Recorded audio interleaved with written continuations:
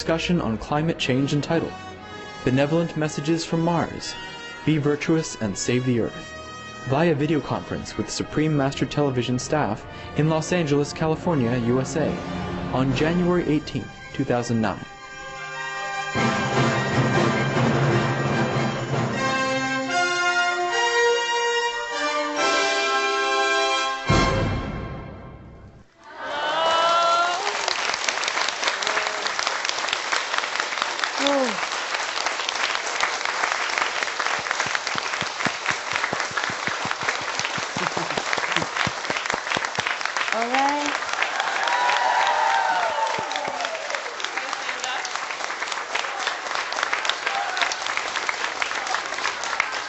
Wow, you're beautiful. Yeah, she's beautiful, Master. Happy New Year, kids. Happy New Year! Happy New Year, Master. What is the occasion today? First, most beloved Master, we are so deeply grateful that you are taking some of your precious time to be with us today. Thank you for blessing us with your most loving and beautiful presence. Your wise and compassionate example continues to lead us and the world into a golden age of peace. We look forward to the day, with the help of your unconditional grace, when all beings on this planet will be cherished and will live in a joyful paradise called Earth. Thank you, Master. Thank you for inviting me. How are you guys? Great! Thank you, Master. All right, good. We are working for a little while longer, okay? Yes, Master. Okay. For the sake of others, okay? Okay, Okay, Master. Master. Then we will see what else we do. Okay. Before we start it, I want to say something.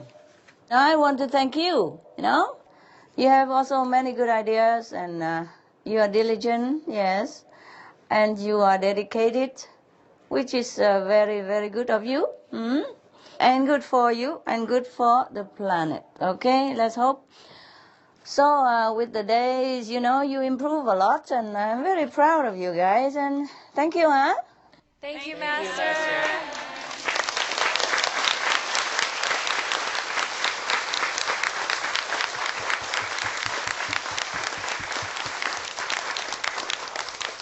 So, is there anything I can do for you today? Any question?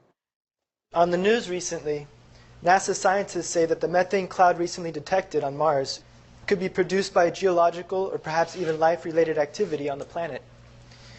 We had also interviewed Dr. Michael Meyer of NASA's Mars Exploration Program regarding this, and he said that the methane measurements they found are localized and that it is being produced or released recently.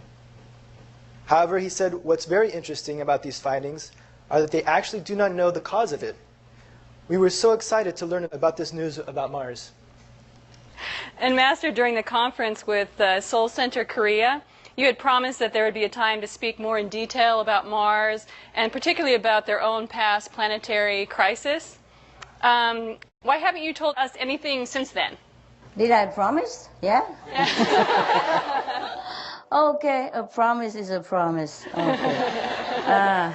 No, I didn't tell anybody because there are several reasons. The first reason is that the Korean people has never asked me again.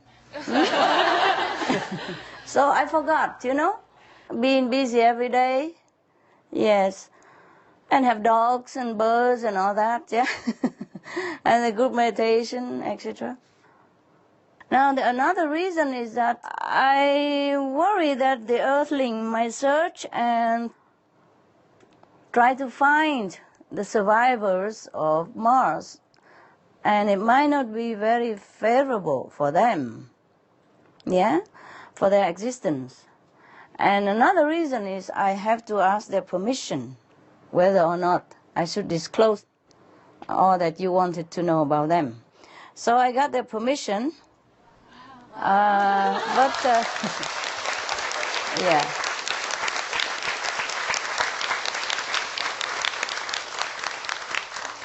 But I have forgotten all about it,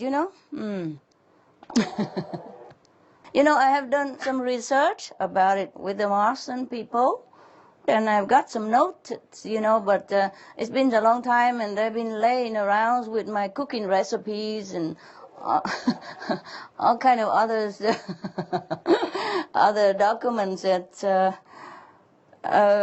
Okay, but if you ask, I will try to look for the right answer if I have in my notes, and if you are patient, I will give it to you accordingly. Okay? Thank you, Master. Thank you. We have a lot of questions. Go ahead. First question. May we know exactly what happened to the Martians? Exactly what happened. Wow. That takes a long time, yeah? But, okay, I will try to check out where is the document, yeah? Will you be patient, okay? Yes. Yes, Master. Yeah, it's been a long time, and I haven't got a time to even sort them out, you know, like alphabetically or anything. Let me see. What exactly happened, huh? Okay. Okay, it happened about 40 million years ago. Wow. The mass extinction happened 40 million years ago.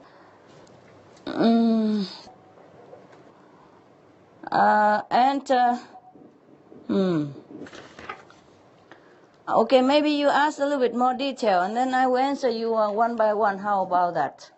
Okay. Okay. Because if you just ask like that, I will have to write a book. You ask one by one, not like ABC all together, and then I have problem searching in my documents here, because I wrote them during like half meditative state of mind, and I had to scribble them in the middle of the night under a small light, and worried to wake up the dogs and break up my concentration and all that stuff. So, you know, you take it easy on me, okay, huh? Yes, Master. Okay. Okay, you ask more, and then we will find it, okay? Master, were there any survivors? And how many were there? Thank you, There were Master. survivors. Yes, there were survivors. The first survivors were about 2 million people. And now they have about 5,800,000. Oh, wow. Yes. How were they able to survive? Let me think. Let me see if anything else. Okay, yes. That's it. The final survivors at that time. It's 2 million. Where and how do the Martians live? They live underground, and they live very frugally, recyclingly, spiritually. I think I have told a little bit with some Korean people already. Where do they live? I check it out for you. Where do they live, huh? You know, the survivors. First, they live in a less polluted area. There were some pockets of less polluted area in Mars at that time, less poisonous. They survive, and they start picking up pieces, and then they go into the underground caves, and they dig tunnels and live in there. The survivors slowly get in touch with each other during the 20 years period, until most of them are contacted with each other. First telepathically, of course, nah? And then physically. Then they gather together, dig up more and deeper tunnels and caves underground, and arrange for more comfort and community. Is there anywhere else I can tell you? Okay. They occupy like 1/3 part of Mars, and near each other now, and they build roads and streets and all that. Here, they would start to dig tunnels and big spaces, big ceiling, about 10 meters high, yeah?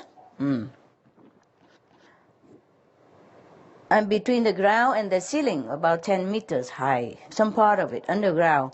And they have like 5 stories space, yeah, in between them, yes. They found the underground water, river. and they live nearby. Most of the people live near the underground water.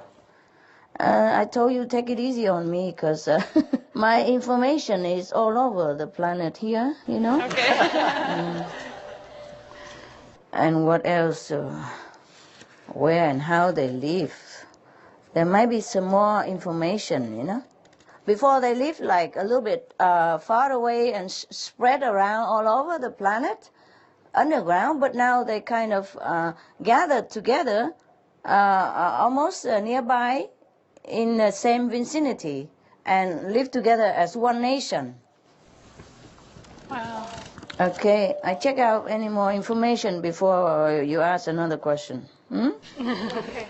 Because I have noticed, you know, it's not like ABC or, you know, it's not like organized things. I really had no time, but because you want to know, I try my best. I think that's it, and you can ask more, and then we find more information, yeah? Okay, thank you, Master. Hello, Master. How are you? I'm fine, thank you. How are you? Ah, very good, very good. I have some question, Master. Please. Is this latest news about NASA discovery of methane related to the Mars people living underground? Could be, yes. You know, because they have to pump their toxic gases from their activities from underground to the surface of Mars so that they can detox and purify the air that they breathe. Yeah.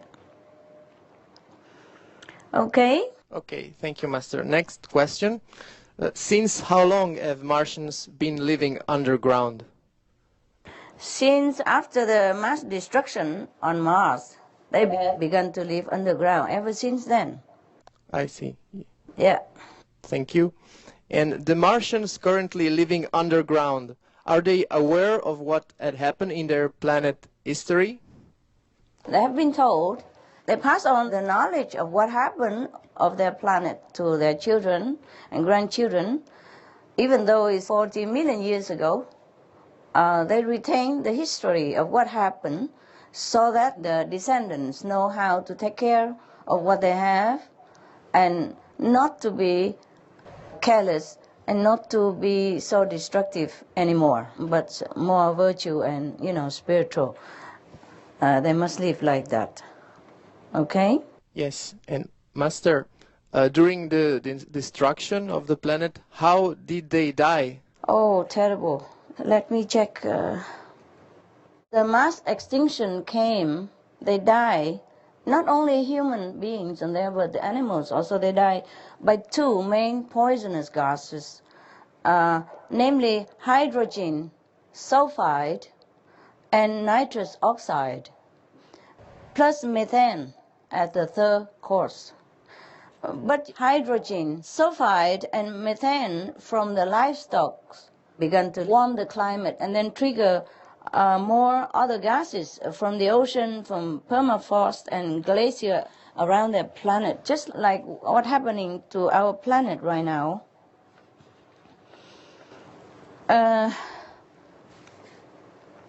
Let me see if anything else I need to... Okay, I check, okay? One moment. I'm checking if anything else. And okay, they die, you know, agonizing death, you know, not like quick death, but slow. It takes men and animals around 4 days to die a very painful and suffocating slow death. As the destruction happened too fast, no one can help anyone. 90% of the populations, including the animals, they die. And then sometimes later, another 5% also die. And then a while later, 3.8% also die. Only 0.2% of them escape, you know, around 2 million, into the underground caves. and then they dig deeper, longer, and they live next to the underground river, and that's how they survive. Check out anything else? I think that's it, huh?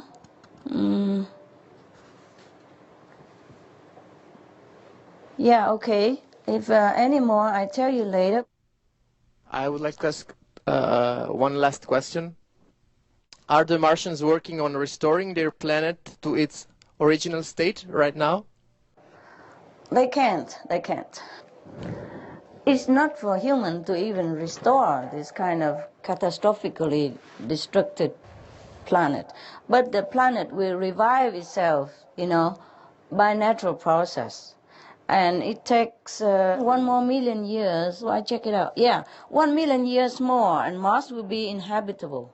Yeah, small bushes will begin to grow, and then weeds and grass, and and then fruit trees, etc., etc. River and stream and sea will begin to form again. And gradually, human and animals will be able to settle on Mars' surface again. I think that's it. Nothing more.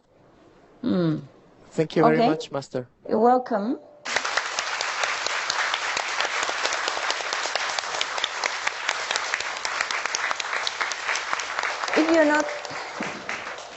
If you're not satisfied, you can ask for more explanation, okay? Yes, Master. Hi, Master. Hi. I just wanted to further discuss about what life is like on Mars, and could you please tell us when and how do Martians come up from the ground? They come up sometimes when necessary, okay? Let me see if I have more information for you. Okay, they come up to surface, only when truly necessary. In insulated cars, but they have flying cars. Either surveying the planet's surface or visit each other's in a little bit more distance, but not connected cities where there are no road underground is connected or not possible to have road. And they come out for special supplying, and delivering for each other's stuff. Yes, wow, that's amazing. Let me see if I have any more, just to make sure, eh? Be patient, please. Yes, Master. Yeah. I wish I had organized it into something nicer, but it's all, like this. Look. See what I mean? Different even colors, because I have different time to do this thing. I cannot look at that, yeah? Then I didn't even have time to do it all in one go. This kind of research, you don't just do it in one session of meditation. It comes now and again. Sometimes by intention from my part, sometimes they just give me some information, without asking. So I forgot all about it, and so I haven't got time to do it. I put it in my bag and carry it everywhere up to now. Can you believe it? And now because you asked, I dig them out for you. Thank you, Master. Some more here. Okay, that is... When they travel, they have tanks of oxygens. This is extra that I have just found. Oxygen tanks, and then they have masks. They have very insulated cars. That's for sure, huh? You can imagine, right? Okay, now something else here.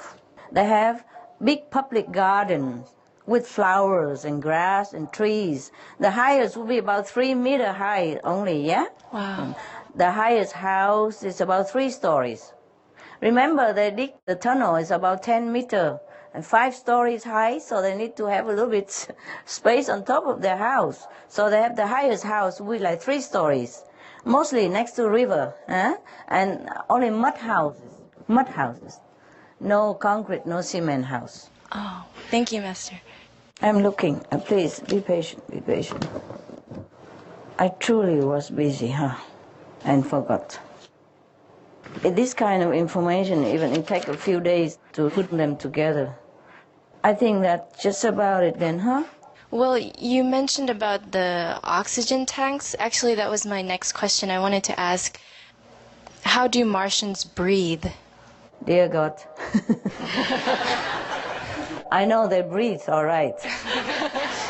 But the breathing informations, okay, it's been a long time and I wrote it down. Okay, they produce oxygen by special techniques that they invented with time from the underground water, yes, and they recycle water a lot, and they recycle the air also whenever possible. Of course, they filter the air as much as they can. As I told you, they live under the ground, but at the least polluted area, so they filter the air somewhat to use whatever they can, and they produce oxygen from the underground water where they use. And they pump up the methane and the other gases onto the surface of Mars. Maybe that is the reason why scientists have found some methane cloud recently. Makes sense? Yes, it does. I wanted to ask, what kind of governments do Martians have? What kind of government? Okay. They have like almost like non-governmental kind of system the way we have, okay? People gather together and they elect the wise persons who are absolutely unconditional and caring and honorable, trustworthy. Of course, in their government, there's no bribery and no judiciary system even. Everyone live in mutual respect and harmony and respecting the regulations of the planet. Let me check if anything else we should have. So there's no conflict, no competitions. Everyone is free to go anywhere they want and do anything they want. And of course they know what to do. They don't do anything that is destructive or damaging or, harmful to anyone on the planet and the planet itself. Everything is free anyway. So nobody steal anything, okay? Wow. Let me check. Government, okay. The government doesn't control people. Yes, because people have discipline. Like some government, they control how many children we should have because our planet is overpopulated. And people eat too much, and so the people on the planet worry about hunger and robbery and all that and war, but over there they don't worry about it because they share everything. Every family, automatically has like 1 or 2 or 3 children maximum. They use different control methods. They don't use the pills. They use a natural method, yeah? They don't have contraceptive pills. They don't have abortion. And they live together as partners. There's no marriage per se, like you have to go to sign contract or anything like that, or for official certificate like us, like us here. But they live together by love and by mutual respect and commitment, like partners for life. And there's no divorce over there. Wow. Okay? Right. Sounds like good. heaven. You like to live there, huh? Yes, it would be nice. Okay, love. Let me check if anything else. I'm just finding for you. I'm still looking. As I have told you, they select wise people for their leaders, yeah? Enlightened beings. And they are happy folk, Sometimes I miss out something, but I give you here and there. Oh, where are my stuff? Wait a minute. Be patient, okay? I'm looking through my books. Please take your time. My stickers and my books, yeah. Oh, they have a queen now, at the moment. Oh, wow. Wow, they have a queen. But sometimes ago they had kings. They could have kings and queens, it doesn't matter. They are selected by people for wisdom, for spiritual attainment, and are chosen by insight knowledge, not by outlook, and not by public relation advertisement. Yes. So the elderly, the wise person, the enlightened master would sit and look inside who is the most worthy. That can be picked anywhere, from any house, any street. It's not passed down by heritage, by DNA or genetic or because of family lineage, So it can always change. You know, anyone, even street sweepers, can be queen and king if they are enlightened enough and wise and virtuous. That is the criteria to be a leader on Mars right now, because they are chosen by insight knowledge, by meditative wisdom. Nobody can cheat with votes. You know, nobody can bribe the voters. Nobody can buy any voters. Nobody can have like party or anything like that. No parties, except the wise people. There's no political parties. Probably there's some more for you. I'm checking, okay? I'm checking. Yes, Mom. Checking. Now they have altogether just like one nation with the council of the wise to guide them in most of the matters. So there's a queen and a council? Yes. The queen, also the councils of the wise. I'll check if anything else for you here. I think that's just about it, huh? What is the role of the queen then, if they don't tell Martians what to do? Oh, just in case somebody needs some advice, for example, yes? Or if there anything else that they can improve their lifestyle for their people, yes? That's it. There's nothing like negative, yeah? The queen is there for people when they have something to ask, because the queen and the wise council are wise. Not all the citizens on Mars are as wise as they are. They are there like a leader and teacher and friends and counsels, yes. The council of the wise, they are not chosen even by age, you know? Not like elder, you know. They are not chosen by age, but by wisdom and spiritual levels. You cannot call this government, you know, it's just a group of council, yes. And the queen, you know, and, you know, whoever are selected into this so-called government, they have job to do. They're not there just to get salary. They don't get any salary. They will have the same like everybody else. There's no police, yeah, no army, no weapons. They have regulations, yes, that everybody respect and follow. There's no questions about the authority of the government, no revolution, nothing like that. So it's very harmonious where they live. Wow. Yeah. Do you ever plan to write a book about Martians someday? No, honey. If I have time, oh my God. You must be joking. You know, I was thinking that I could write the 3 books of the animals. That was when, you know, I really drove myself crazy. And now even if I want to drive myself that crazy, I don't even have time to drive. Okay? Understand. Every day, very, very busy. Actually, we don't need to write a book about Mars. What for? What do you want to write a book for? It's so exciting. Exciting? So Yeah? My goodness. Okay. Well, but I'm telling you everything you need to know now, so I think there's no need for a book, is there? Yes, thank you, Master. You're welcome. Yes, I have a question, Master. Yeah. What do the Martians look like? Oh. They look like you. They look like us. Yes. They look similar to us, but they are just better looking. They are like more healthy looking, and more radiant, and more lovely. Their look are more serene, more rested, yeah? Their face, you know, their look are more benevolent than most of us on the planet. Also, how long do they live? They can live up to 200 years old. Wow. 200 years old.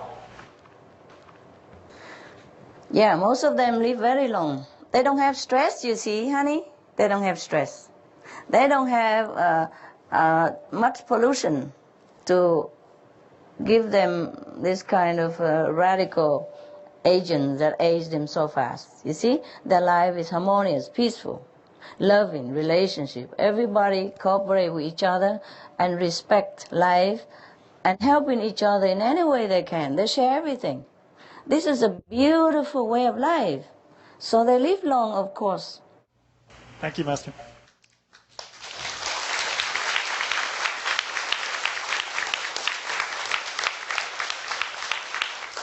One more thing, even if they age, like us, but they age very gracefully. Even when they are very old, they still look very young. They look young until the day they die, much younger than what we are in the same age here, for example, yeah? You would never be able to tell their age when you look at them. Very young. They stay young long time. Hello, Master. How are you? I'm fine, thank you. Thank you. You look so beautiful, Master. Thank you, love. Thank you. Master, you're really beautiful. I'm trying to look good for you guys. Thank you, Master. Cheer you up, Yeah.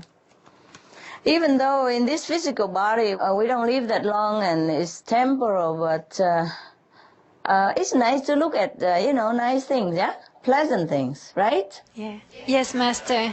Cheer us up like the flowers or like the sunshine or like some cute animals. They do help to, uplift our mood a little bit. So I'm trying to lift your mood up. Nah? I know you work hard there, so trying to look pretty for you guys. Thank you, Master. Thank you. You're welcome. Welcome.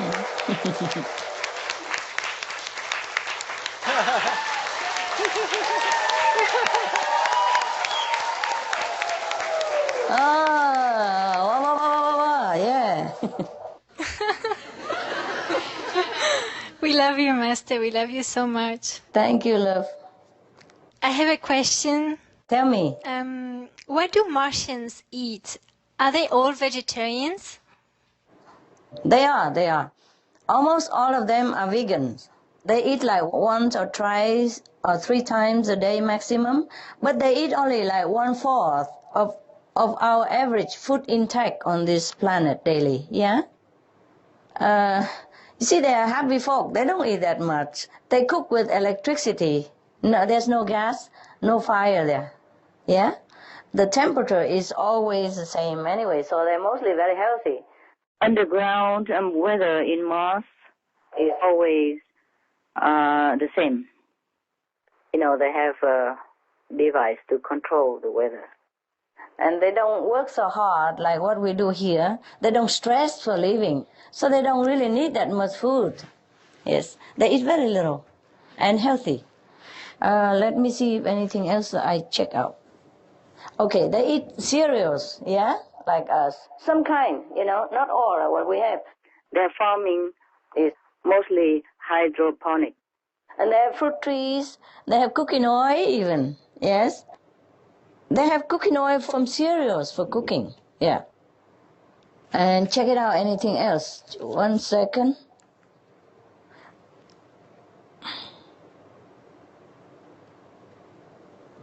Okay, because they are vegetarian, when they survived, in the beginning, they have a stronger immune system. So these 2 million people were all vegetarians, actually, or vegan. The one who survived, the last of all that survived, after everybody died, about 90% first, and then 5%, and then 3.8%. And the last one, that's only 0.2% survived. These are the vegetarians and vegan, because they have a stronger immune system. That is physically speaking. What you know already is karma, right? Yeah. They have good karma, and they're virtuous and meritorious. That's why. So they survive in any case, and continue to be vegetarian. There were only 2 million, more or less, vegetarian and vegan at that time, but they don't have breatharian, they don't have fruitarian, and no solarian, especially now. They don't have solarian. Thank you, Master. You're welcome. And do Martians ever get sick? No, they don't get sick. In case I forgot, let me check. Let me check, honey, for you. No. They're very happy. They don't have doctors there. They don't have nurses. They don't have hospitals. They don't have tax. They don't have prison. They don't have money. They don't have anything like what we have here that is bothersome and stressful, you know. Everyone contributes what they can honestly, sincerely, and happily. And they share whatever they have, you know. Each one has the special abilities or expertise, and they share everything they have together. There's no buying, selling over there. In such an atmosphere like that, you know, of course, you will be happy and you live long and you don't have a sickness, okay? Thank you, Master. Another question, do Martians need to work for survival like we do, or for another reason? And what kind of work do they do? No, they don't have to. Let me check what else I have. They don't have to, as I told you, yeah? Each one work according to their abilities and talents. They contribute and share together whatever they have. And so they don't have to work at all for survival, but they do work, you know? They do work voluntarily and freely for the benefits of themselves and all, you see, to contribute to their society, to their nation. But they don't call that work. You know, they work happily. And no one is forced to work because of money. Therefore, they work with all their heart and with all their pleasure. And they work as they want it. No government there to levy tax on them. And so no extra work, no overtime, and no stress, no boss, nothing. Nothing like that. Everybody does exactly what she or he wants. When and whatever he wants, because they're all very disciplined. They trust each other, and the government trusts them, and they trust the so-called government. So there's no control. Everybody works honestly, sincerely, accordingly, and freely, and happily. Okay? Yes, Master. Thank you. I just found something more here, you know. They share everything. There's no rich, no poor. Yeah, no one owns more than anybody. Everything equal. They wear simple clothes. They have simple lifestyle. They eat simple, and they work according to ability and treat all equally. They don't have market. They don't have market, but they share everything. They share works and they share all the common goods together. Because they are very spiritual people, very spiritual and virtuous and disciplined. They learn from the mistakes that their ancestors made. They learn from the tragedy of their planet, and they work together as one people. They are very spiritual, especially the one who survive. And so the DNA and the tradition and the goodness keep passing down from generation to generation. Okay? Yes, thank you, Master. You're welcome. I think that's it. What do they do for fun? What do they do for fun? What do you think they do? They have radio. They have television. So they listen to radios to know what's going on, you know, between their cities and between their people. And they have internet like we have. Better, faster. Faster, much, much faster. Yes. Here, sometimes we have to wait for hours to download, you know. Even if I rent the best internet system, it still takes a long time to download or upload some information, yeah? But over there it's faster, yeah. Almost like whatever you put in there is there. It's almost like a fax or like you copy a letter out, that's it. Very simple. You push the right button, everything comes out quick. Push the right button, everything downloaded. Push the right button, everything uploaded. Just as you were talking or reading it, it's coming out. Yes.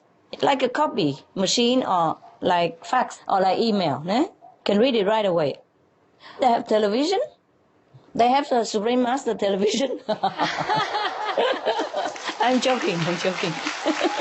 Maybe they're watching. Wow. Yes, they are watching.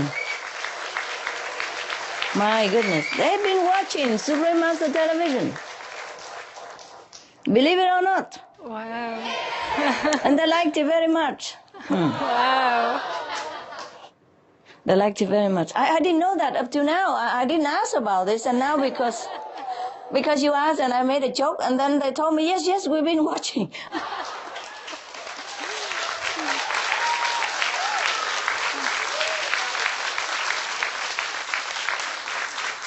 That's very nice. That's a very nice surprise for me also. Thanks to your question. Yes. I did not think about that. I did not think they could watch interplanetary television. Wow. Oh my God. Millions of miles away, huh? Yes. Yes. They have dramas, yes. They have theaters. Yeah, they have comedian shows like us, yeah. And they also have sports, yes. But they don't have, violent sports. Their sports are mostly very healthy sports and non-violent. They can do like climbing, swimming, running, dancing, acrobatic, yes. But they don't have entertainment like circus, for example, or boxing, or racing between animals, yes, or fighting between animals or men. Nothing like that. Nothing that is abusive to people or animals. Everything is fun, healthy, wholesome, and benevolent, and nice. Okay? Winner and loser shake hand, hug, and kiss each other at the end. There's no enmity between them. Never. There's no competition like I have to win, you have to lose. There's no such thing. Everything is honest and play for fun. Let me see if anything else that I have missed out for you.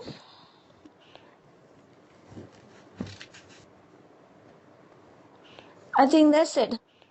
Thank you. Yeah. Thank you so much, Master. You're welcome. You're welcome, my love.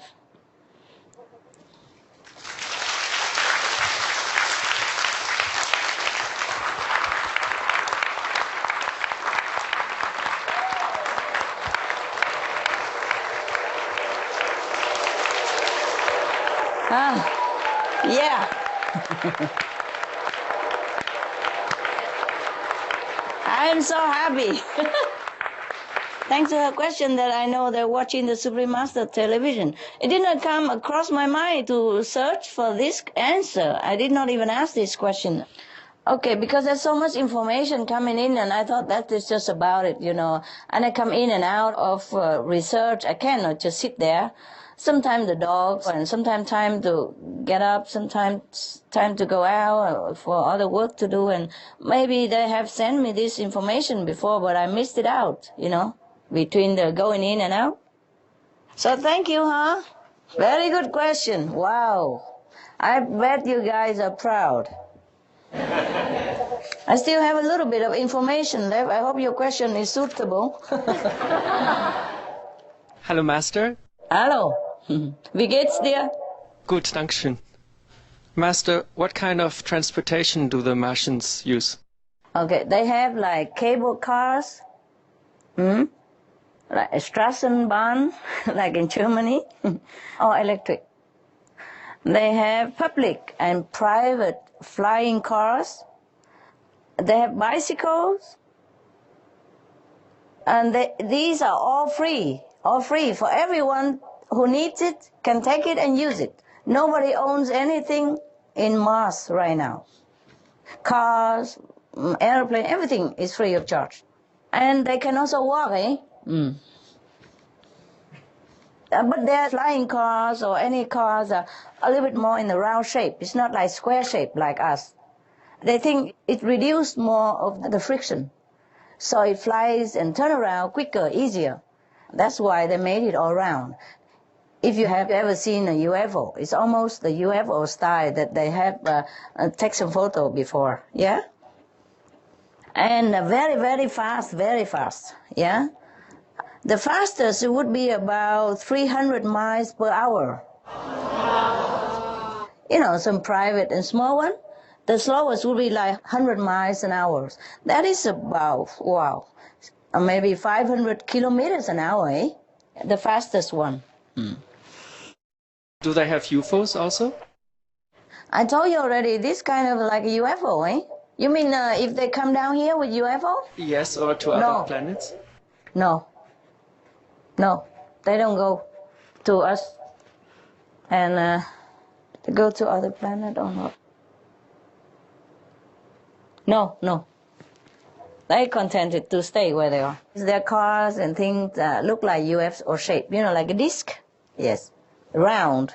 So it reduces the friction with the air, with the atmosphere. So it's faster. And that's why they can turn around easily. In our system, our car is square, mostly square. When you want to turn around, you have to back up, back down, back, front, back. It takes a long time. And it drives slowly because of the friction with the atmospheric force. That's what I think. I'm not a scientist. I don't take my words for it. But they make it all around to reduce, the frictions and it's easier to turn around, back up, and all that. You can imagine, because their cities are small, and they live underground. So the car has to be convenient and round, no corners and no edge, easier for them to maneuver and turn around. Do they also have like teletransportation? Like, can they think they are somewhere else and then they go there just by thinking? Some of them have this ability, but not all of them have. Hence, they need public and private transportation. And what other kind of technology do they have? Many things that they have, that we have, but just more excellent, faster, and good quality. It doesn't break down often like what we have here. There's no virus on their computer, no mechanical failure in their cars, for example. Very rare, very rare. It lasts a long time, what they produce. And they have telephone, they have internet, as I mentioned before, they have radio, yes. And they have telepathy, of course, and teletransport. What kind of energy, like sun energy, nuclear energy, light energy, electromagnetic energy? What kind of energy do they use? Sun energy is out of question, They don't have sun, underground. They have artificial sun, which is very nice, and it doesn't burn the skin, yes. And they can turn it off and on whenever they want. They also have the moon for the night, a little very mellow lights for the night. And they have free electricity, like Tesla style, Yes, free electricity. They invent it, and they use free electricity. Not like us, we have to have cable everywhere. We need instruments and so many complications, electric poles and electric bill and all that. Over there they use free electric energy. Thank you. You're welcome.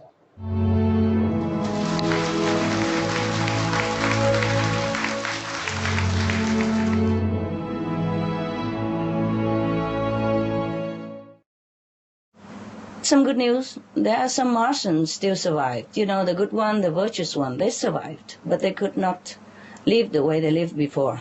They are underground and they have to recycle everything. Water, vegetable, very little thing they have. Around 6 million of them only. And it could happen to us also. It could happen to us like that. That we might have to live underground to survive. And recycle oxygen, recycle vegetable, recycle water, and be frugal and sharing absolutely everything, like the Martian people do. Anyway, I do hope that the Earth people do not discover where they live. I don't want them to discover. We might do them more harm than good. If we dig them up, they will die. I don't have enough oxygen. They are not used to with the living on the surface anymore. They're safer down there. Because Mars is still not inhabitable yet. The people who survived on Mars, there's more or less 6 million of them. They are the good people. They were vegetarian. They practice heavenly conduct. And they are very, very, very nice people. They're about 4 levels. and they continue that way. Similar to some people who live underground right now on our planet. They are self-sufficient and very frugal, very self-contented, and very, very God-oriented, spiritually oriented. That's how they survive.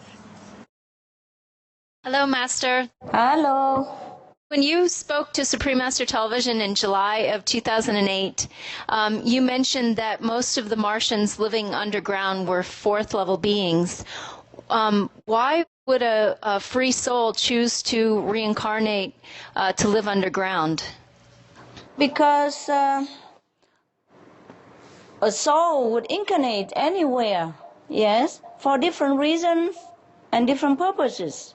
Sometimes like to help others, sometimes to develop spiritual understanding, sometimes because of the affinity, and other time maybe karmic pattern. Souls never fear or never be picky about where they will incarnate and where they will live. Only after we incarnate into a physical body, then we begin to complain and this and that, because the soul will become limited and we feel suffocated. But souls before that, they never are picky about where they go. They just go where they must go and where they should go or where they want to go. Is it possible that when Mars was destroyed that some of the people might have come to Earth to inhabit the Earth and start our civilization here? No, honey, none came here. They stayed where they were, yes. They're better there than here. It's just that in the past, like 40 million years ago, their planet developed too fast. Too fast. Technology and their development of physical development, technology development was out of balance with the spiritual understanding and discipline. Therefore, their planet has been destroyed. But the people who survived, who knows the value of virtues and spiritual practice, and therefore they get together, and they're very well together, even though they don't have as much as what we have here, but they have enough, and they're happy together. So they don't even want to come here. Sorry, we are unwanted. It's not like you read it before somewhere, like the aliens are trying to invade us and they are in our planet. It's not true. At least about Mars, they don't want our planet. They really don't want. Thank you, Master. I love your dress and the writing on it. Oh, thank you. Thank you, sweetheart. I love yours, too. Thank you. Veggie fur, huh? That's right. You designed it. Oh, I'm proud that you like it. It's very warm. I was surprised at how warm it was. Yes, I tell you, when no need fur. It's even warmer than fur and light, It's very comfortable. Yeah. Yeah, I borrowed it from someone and I want to get one myself. Okay, enjoy while it lasts. Okay. Hi, Master. You mentioned that Martians, they watch Supreme Master Television. Do they tell you what is their favorite Supreme Master Television show? I told you they like it. Which one is their favorite show? Oh, I did not ask. They don't have favorite. They like it all. Oh, wow. I just polite, I guess. That's great. I didn't know that they watch Supreme Master Television. That's a big news for us. I didn't know it either, to be honest. I'm more interested to know how do Martians communicate with each other? I told you they have telephone. They have internet.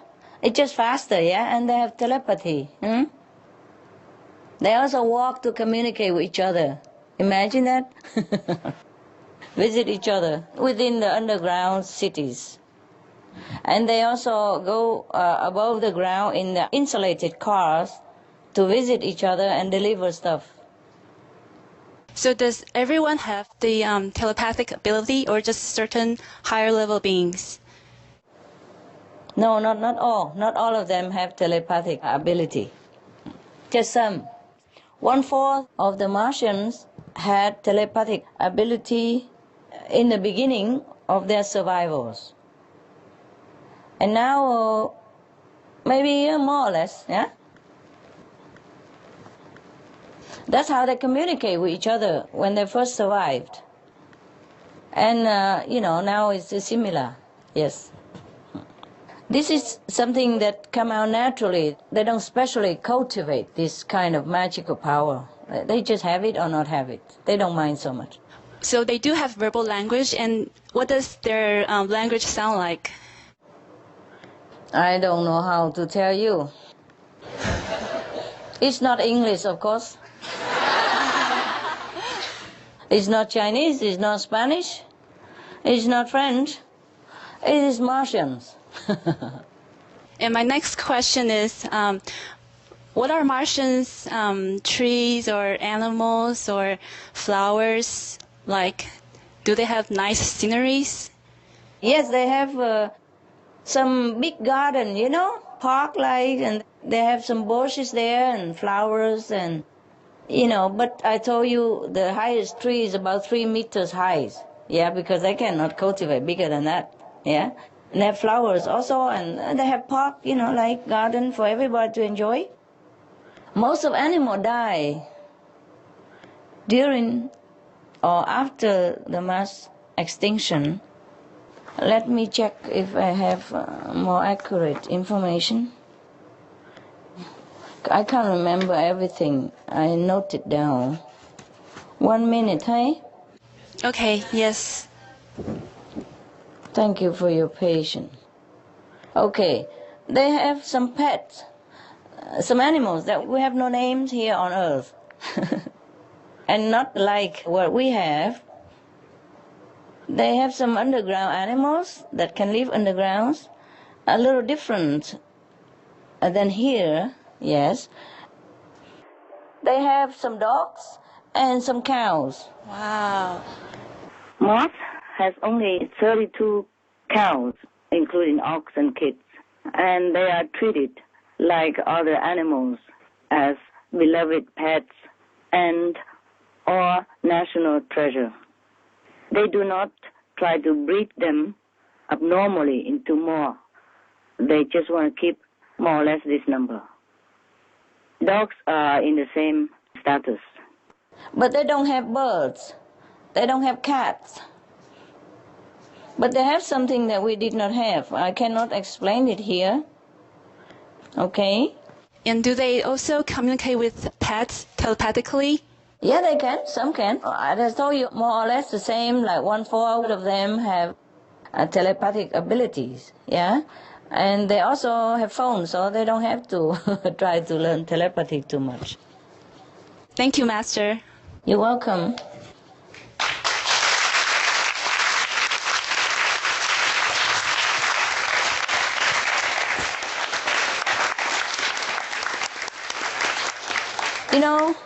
Whatever the animals that survived, because they survived it together with their human companions, who brought them underground with them. And then from then, they bred more. And they are precious. They're not so abundant of animals like us here. Yeah? They have limited numbers of animals. Hello, Master. Hello. You look like a queen. Merci. Okay, my question is, on Mars, do they have different religions or spiritual practices? No, they don't have different religion. They just have spiritual practice and uniform, one, simple. What methods do they have for seeking communion with God? They meditate. They seek the God within themselves, the light within themselves, the energy that manifests into vibration within themselves. Is it like our method, the Kuan Yin method? Yes, that's what they do. That's what they practice, the Kuan Yin method.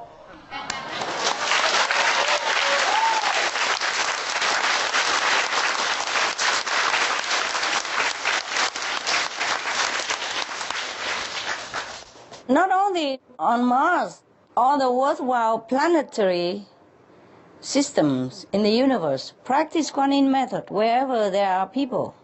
Wherever there are humans, they practice Kuan method. And this Kuan method has been practicing on Mars, before the destruction. And the Kuan practitioner, who are vegetarian virtuous, they are the one who survived. And so their lineage continue up to now. It has never been broken. Wow. And they're all spiritual practitioners and Kuan practitioners, yes.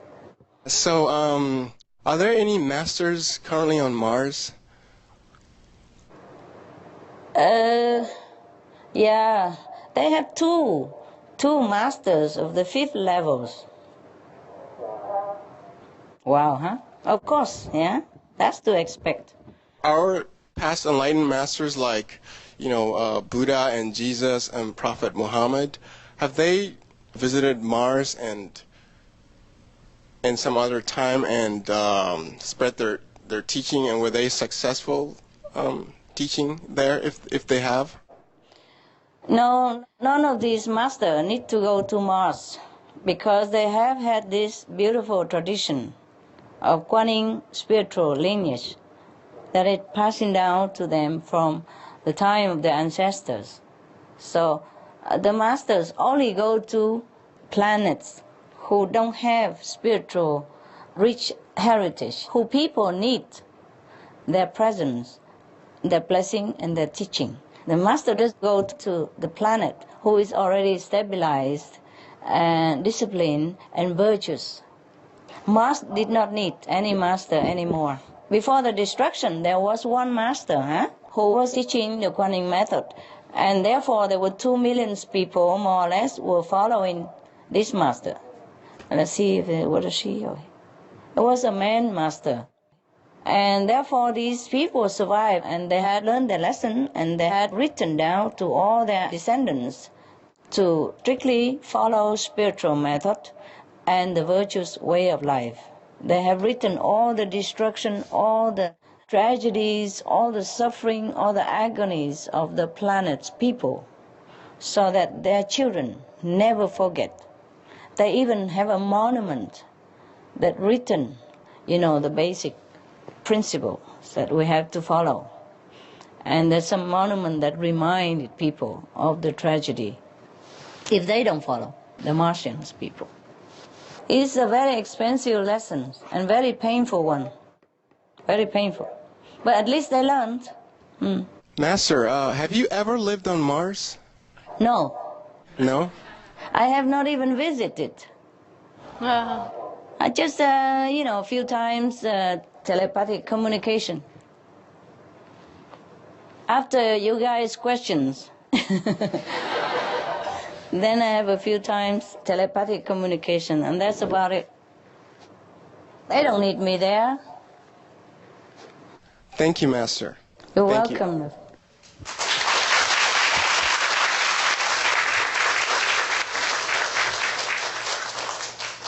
Hi, Master. Hi. Bonjour. Bonjour. Ça va, Bonjour, toi? Ça va.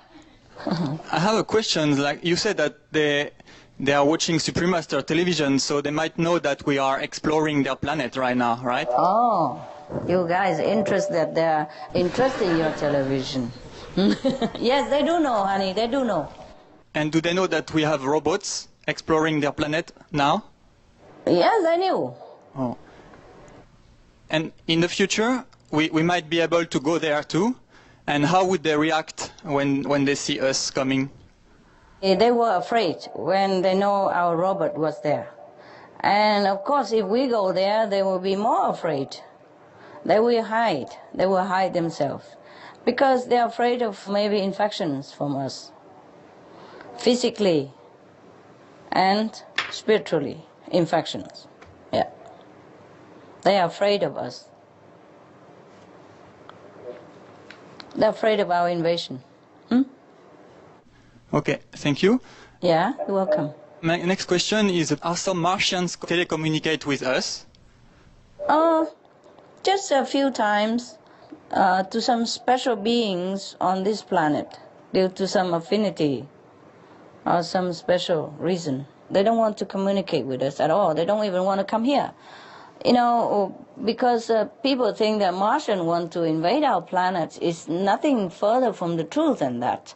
They do not like our lifestyle. They do not have immunity to our infection. That's why they're afraid of us. They are contented to be left alone and live their way of life and practice spiritually. They're happy where they are. They don't even desire to communicate with us telepathically unless it's really necessary or, you know, some truly beneficial and harmless way. They know about us coming there, but they hide. That's why the human cannot find them. Okay. Thank you very much, Master. You're welcome.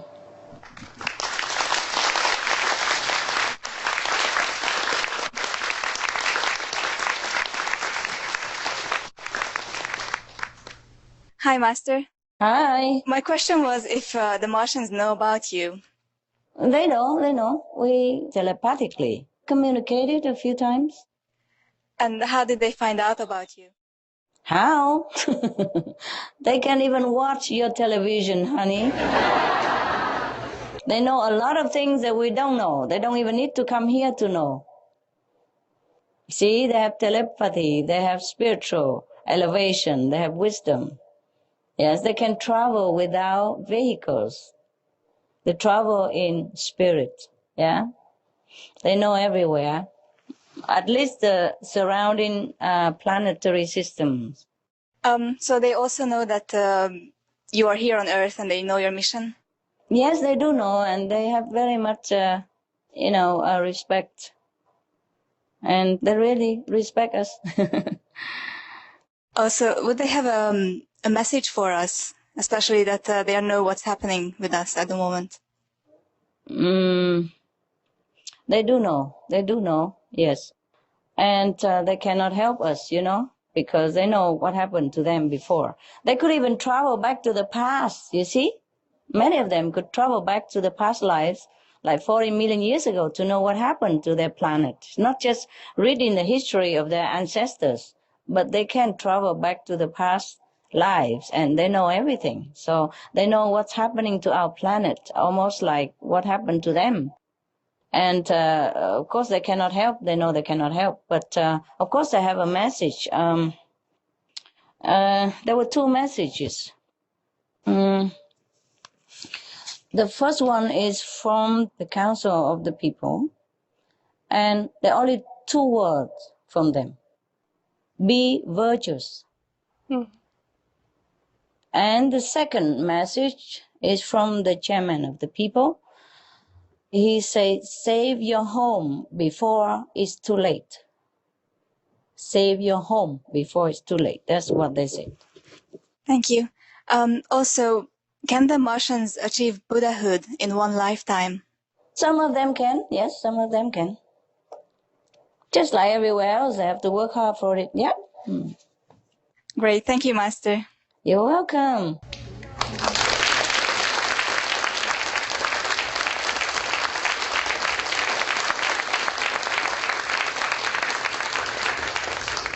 I'm running out of information. I crossed them all out already. I hope you don't ask any more questions. Then I have to go and look into the thing again. Okay, wait a minute. I check out. They also would prefer that we don't come, yeah? Better we don't come to search them out, because we will kill them by our infection, which they do not have immune system against. Yes. I hope human will never find them. I also hesitated to give out all these informations before. But I asked them and they say it's okay, because it might be very helpful to our planet. They're very kind, aren't they? Very kind. They think, the human will not be able to find where they live in any case. That's what they said. Okay. Hi, Master. There are many books mentioning about humans living underground in our Earth. Can you please elaborate on that, Master? Did I talk about that before, right? Yes. So is there something else you want to know? Just ask me a specific question, maybe. It's not Martians. No, it's not. It's humans. It's just like us. Yes, there are about 5 millions of them and scattered in all over the earth, under the ground, in different countries. Yes, they are very advanced in technology. Therefore, they can live underground without any problem. They are vegetarian, very spiritually oriented, and very gentle people. They're very, very gentle people. Thank God, because they are more advanced than us and very strong, healthy and strong race of people. But they're very, very gentle and benevolent. They have a free lifestyle, no limit to their life there. There's no laws, barring them anything. They're very free, almost like Mars people. They have no intention to contact us at all. So don't worry. Don't worry. And don't hope. Huh? They do come sometimes, but we never know. They come as a normal person like us, and if they need something, some raw material to build some of their technological necessity, yes, they do come sometimes, but you never know, because they look like us anyway. They will wear the same thing. They blend in. You never know when they come. You never know when they go. You will never find where they live. They have such a high tech that they can hide their entrance, that nobody can find it. Nobody can detect it, because they want to be safe from the above ground human. And the underground human afraid of the above ground human. Can you believe that? They like to be by themselves because they know what we are here. They prefer to be in peace, and in spiritual environment and lifestyle. Is not much like us here, They like to live more in accordance with the law of the universe. Yeah? Loving, peace, and coordination between each other, helping each other. They like to live within that framework of harmony and peace and spiritual atmosphere and endeavor. They don't like to contact us. They don't like our lifestyle. Oh, thank you, Master. I didn't know there are some books about that. Why don't you just read books? Why you ask me? Huh? Are there some books about that? Yes, Master. I did not know they exist. It's very interesting to read books about underground people. Hello, Master. Is there any connection between the underground humans and the Mars people? No connection. They are different people. Like Earth people who has been there a long time ago. They came there in the beginning due to spiritual oppression, because they were not freely practicing what they believe. They also practiced Kuan Yin method, and they were oppressed and driven, and persecuted. So they had to hide themselves underground. And ever since then, they developed themselves into nations, communities, and they're self-sufficient, happy, contented, and their life are simple and frugal. So they don't want to come back up here, ever since long time, many, many generations already. I understand. Oh, thank you. If our Earth continues in its present course, will humans be able to also go underground and have a similar system like the people on Mars? We can. It would be better if people already are prepared for that, but only if we are good. Yes, because if we are bad, we will carry badness everywhere we go.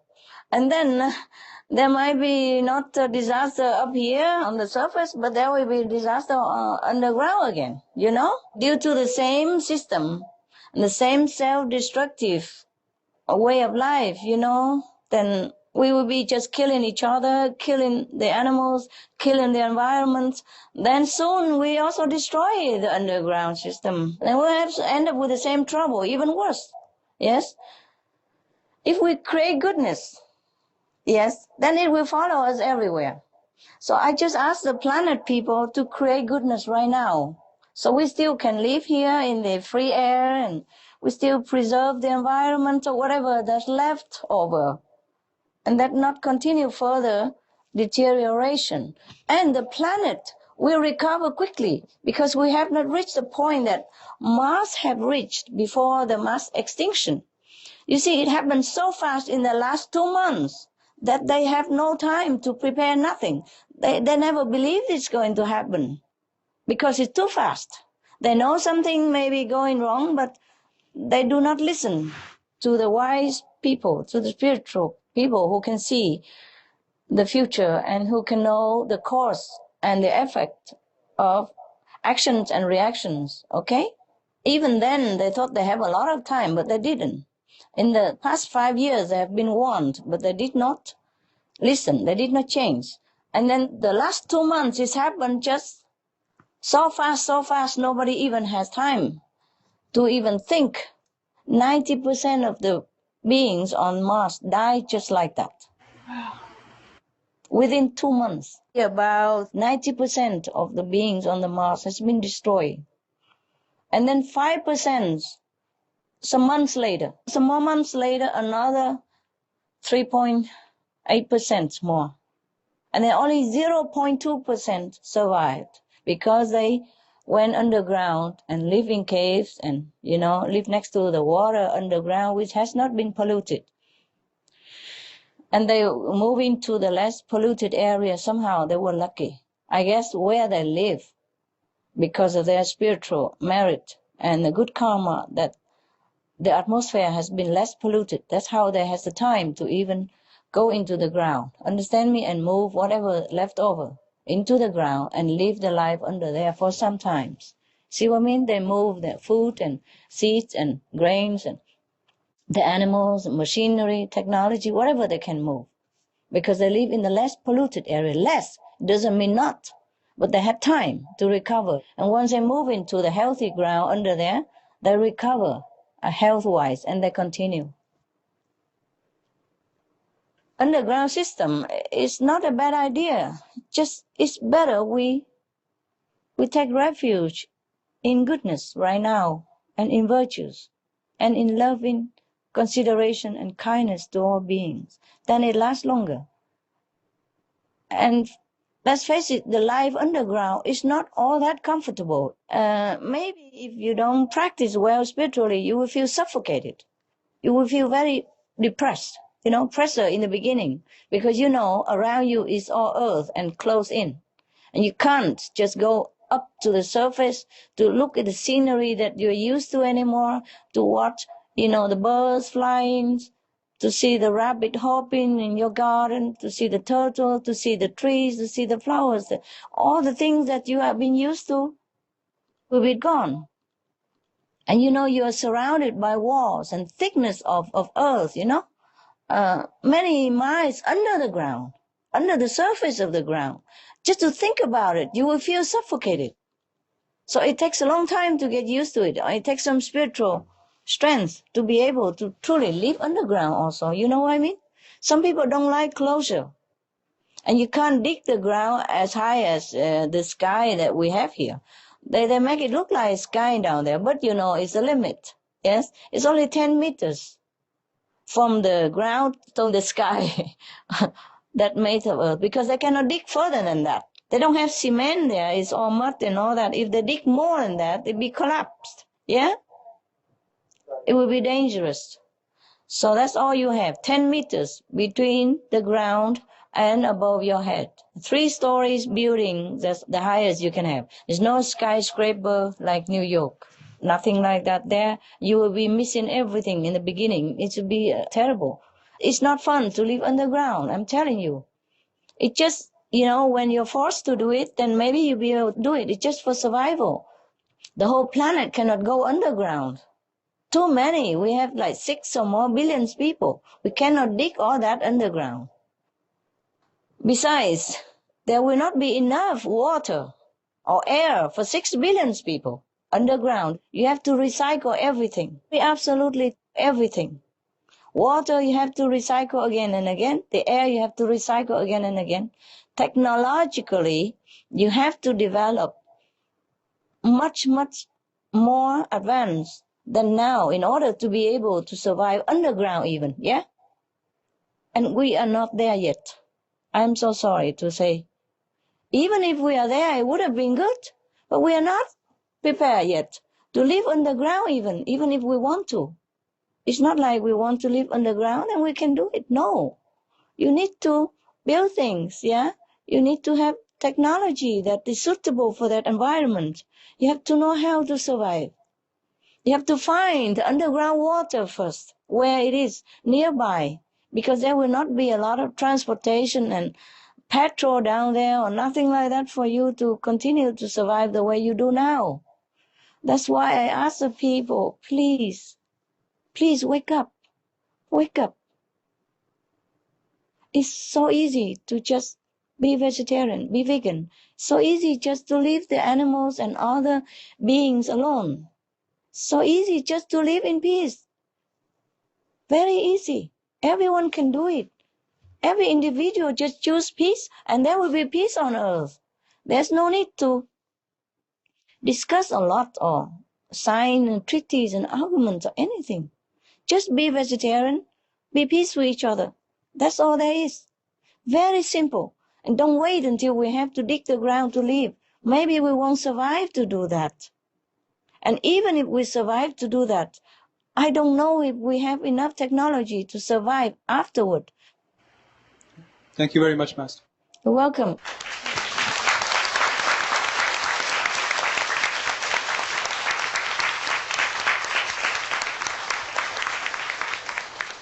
You know I'm talking to my own knees, yeah?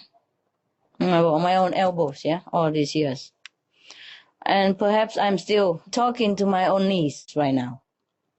But I just still hope that people will listen, who knows, yeah?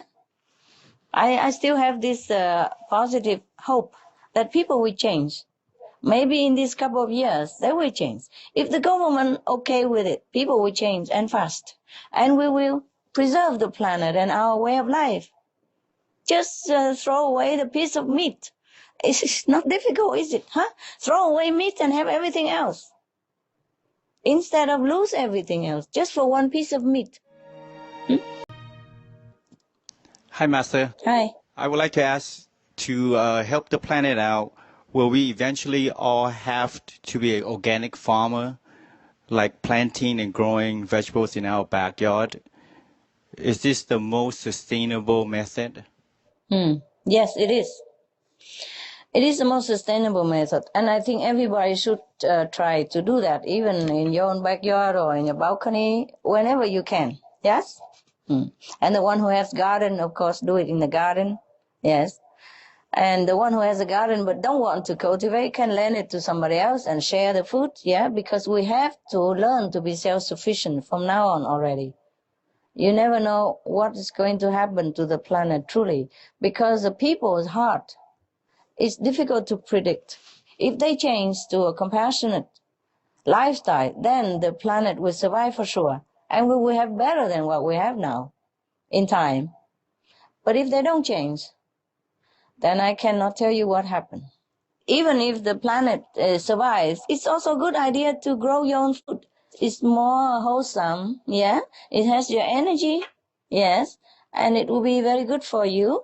And you can control what you eat and what kind of food that you have, wholesome or not, you see, organic or not. And also it's very economy, and it's nice to watch your your food growing by your own labor. It will be like living according to the Bible, Earn your food by the sweat of your brow, yeah? It will be very nice. And at least for some of us, that will be very helpful. It's a very good idea. And you will know what kind of cultivation you have. You can control, it will be less violent, even less bad karma, less killing worms and things like that. Although we are practicing the vegan diet already, Master also mentioned in several cooking shows, Gift of Love, about commonless eating. Can Master give us a few examples? That's my preferred food, okay? For example, you can eat anything that is from the trees without harming the trees, yeah? For example, all the fruits you can eat, yeah? Fruit doesn't mean only sweet like orange, apple, but fruit also mean like cucumber, okay? Lady fingers, zucchini, squash, those things, also fruit, yes. That go from the tree and you can take it without harming the tree, without even taking the leaves from the tree. And food that is organic, of course, nah?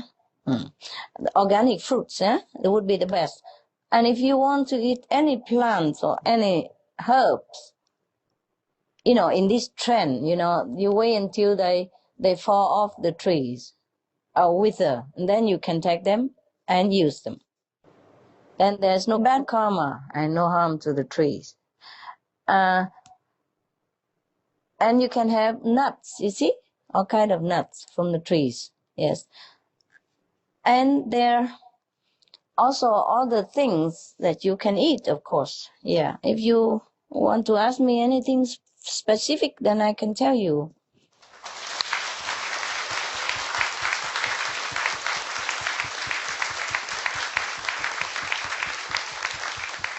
Hi, Master. Hi. Can you tell us more details about what kind of food does Master eat and why? Yes, I told you already, I eat the fruit-like food, nut stuff and fruit, cucumber and those things, which I don't have to cut the plant, which I don't have to break the leaves from the plant, because they also getting afraid when we do that. But if we take the fruit from them, they offer it free. They know the fruits are there for us. If you cut the plant, before you cut, they already get very afraid and nervous, and I don't like to cause them this feeling, yes? And if I eat it, then other people have to cut for me, yes? So for the sake of everybody, I used to cook all kind of vegetable, yes? And now I think it's a time that people should know my preferred food if they want to do the same. It's up to them, but a vegetarian is already very good, okay? The least harmful and the least karma, the least contributing to the global problem. And that's what I eat, okay? Even rice or wheat, the plants already wither and yellow and brown before they harvest. So the plant practically die already before we get the rice or the wheat. So it's okay. Fruit mean also corn, you see?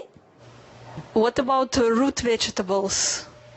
Like potatoes? You can eat them. I don't eat them at the moment because I don't plant it myself. So I don't know what kind of things they're doing to the root. But if you plant yourself, for example, then you plant them on the elevated earth bed.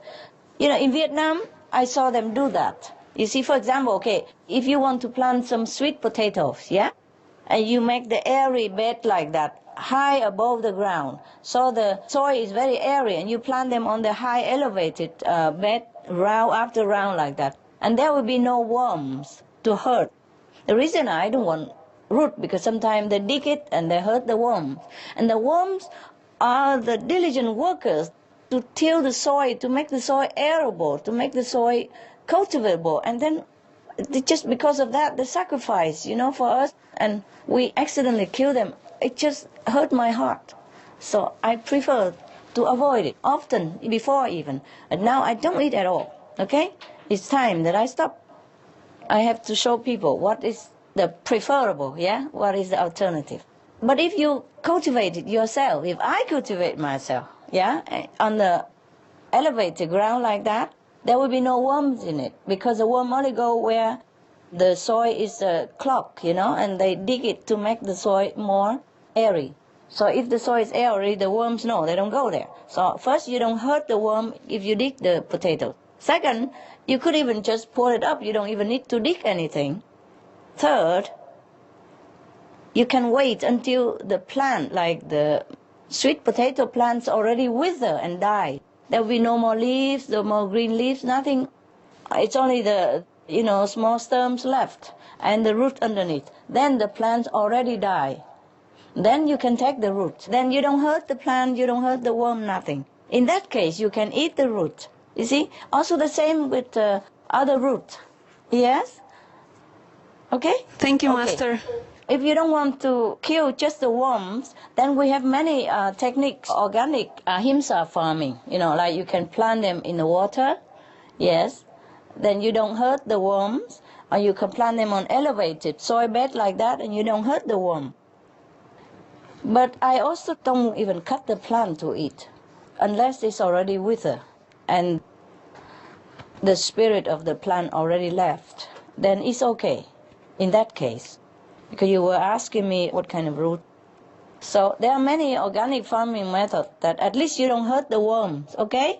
Thank you, Master. Thanks for asking.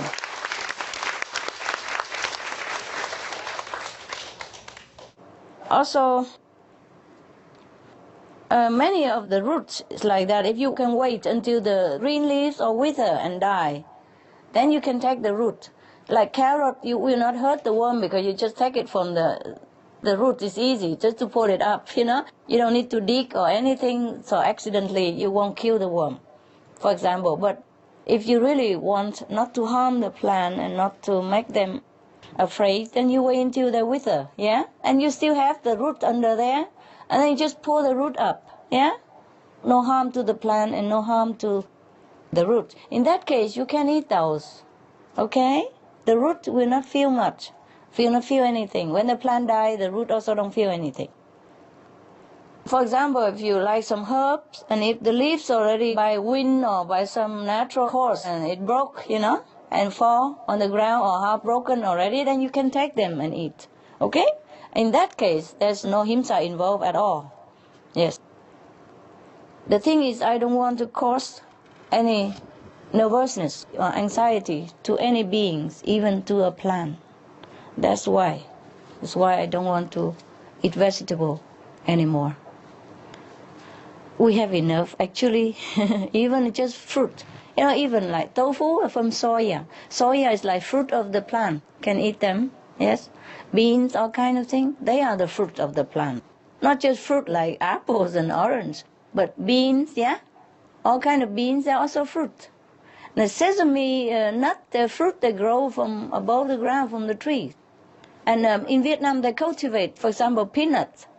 In the sandy soil, there's no soil and no worm at all ever live there. So the peanuts, they thrive in a sandy area, yes? And this you can wait until the peanuts plant die. You know, mostly they go yellow and then brown, and they just dry up, and then you can pour the peanuts up without hurting anything at all. Even if you dig, there's nothing hurt at all. And you can plant like cassava plants, they don't need much water and no worm nearby. That you can plant anywhere. You don't need even soil to plant that. You can plant in the sand or some kind of very dry soil. There are many vegetable and plant we can plant without water or with very, very little water. It's very suitable right now because we are short of water, huh? Plant your own vegetable, then you have absolute control about how you harvest and what you harvest and what you eat. Okay, love? Thank you. We have something we'd like to share with you. Oh, wonderful. My turn to enjoy. Yes. Thanks, God. Master, in our human culture, Earthlings have always been fascinated with Martians. We are naturally curious about our so-called alien neighbors, and hence there has been much written on the subject, including jokes. Here's one. A girl was visiting her Martian friend, who had acquired 2 new dogs, and asked her what their names were. The Martian responded by saying that one was named Rolex and one was named Timex. Her friend said, "Who ever heard of someone naming dogs like that?" Yes. "Hello," answered the Martian.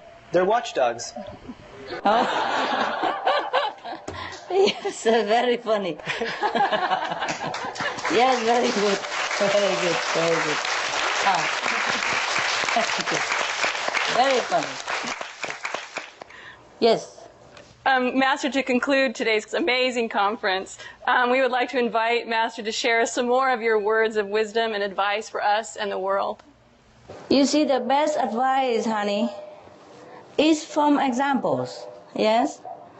I think we have plenty of wisdom from Mars, yeah, from Martians, from what happened to them and what we discover telepathically, yes, as well as scientifically, yes, they have discovered that Mars is all barren and uninhabitable. But they also discovered that long ago there was water there. Water means life supporting. So what have happened to all these bodies of waters? You see?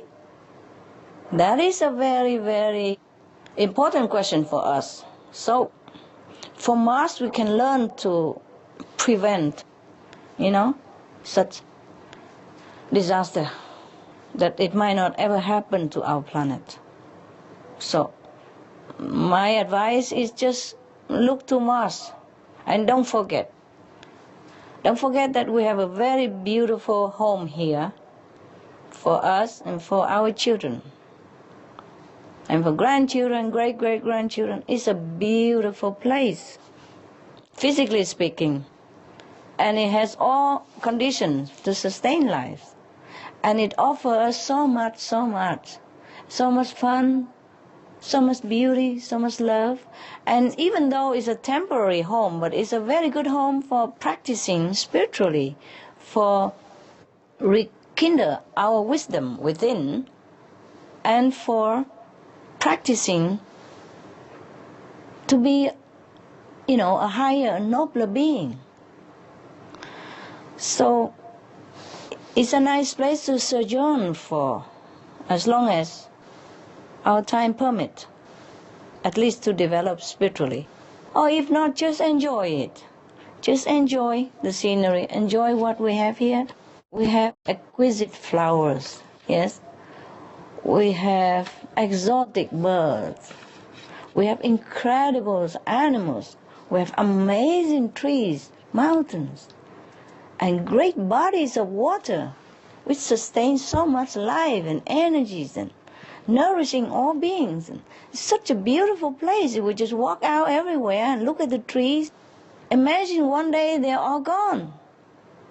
And smell the flowers quick before maybe they be gone soon. Touch the grass because maybe they'll be also gone soon. Imagine if all this beautiful scenery, vegetation, humans, animals, imagine if they're all gone. How would you feel? So we have to protect this beautiful place we call Earth, because this is the home of not just us, but many other species and the environment, beautiful flora and fauna. It's really an incredible place. It took trillions of years to manifest such a planet, and it takes many, many meritorious, virtuous deeds of human beings, animals, other beings alike, in order to garnish into this energy, in order to manifest such kind of planet like this. It's not a gift that you can buy and offer it to someone. It's not a toy that we can use it and discard tomorrow. It's not an item that if we have trillions of dollars we can buy it. However much money we have, we cannot buy this planet. It's so exquisite, it's so special, so unique, so beautiful. Not every planet are as beautiful as our planet, even though we have more beautiful planets. But not all of them are as beautiful as our planet. So beautiful, like some planets are not as beautiful. The peopled planets, not all are as beautiful as this. I wish I can make everybody understand what I'm talking about. I wish I can wake them all up and we just turn around and that's it. We can save the planet. All we do is just be vegetarian. Nothing else is really important anymore. Just be vegetarian. You can save the planet overnight, just like that. And I wish everybody really listen. Okay, guys, thanks for your time, and thanks for all you are doing.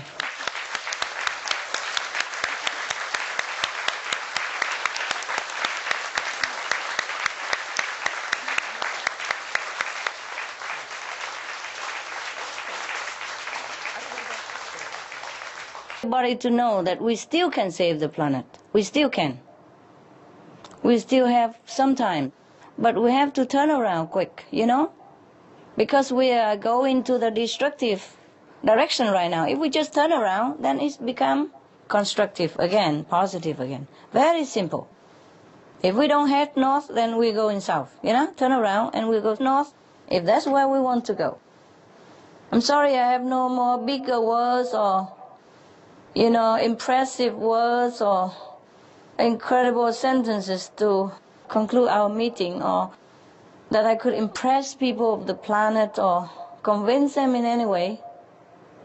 But I just hope they feel what I say is the truth and sincere. And I truly wish them to continue to have the planet and to save the planet for the future generations. Thank you, all of you. Keep up the good work. Thank you, Master.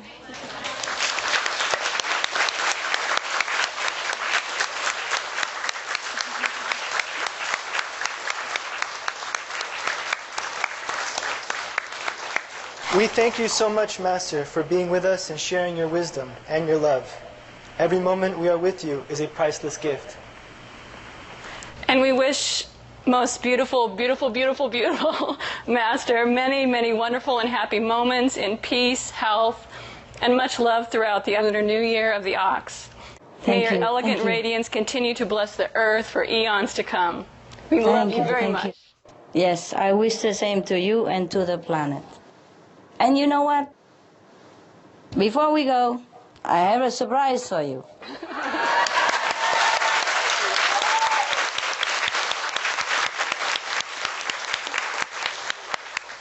And you're going to like it very much. I just got the information just now, you know? I didn't know it before either. So it's also a surprise for me this minute. That not only Martians, but many other planets also watching the Supreme Master television.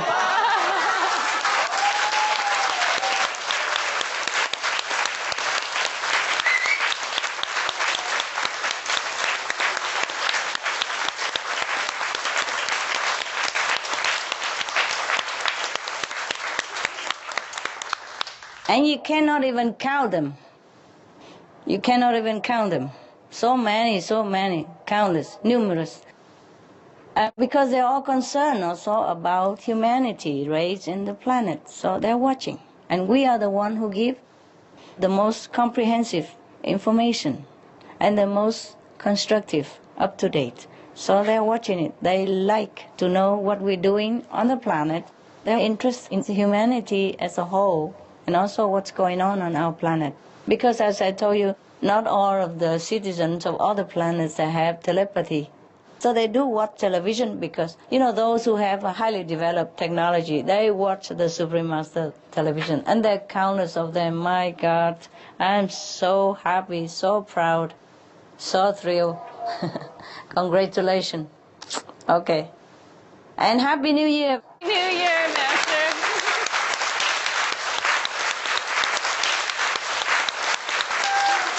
Oh, blah, blah, blah, blah, blah. Blah, blah, blah, blah, blah.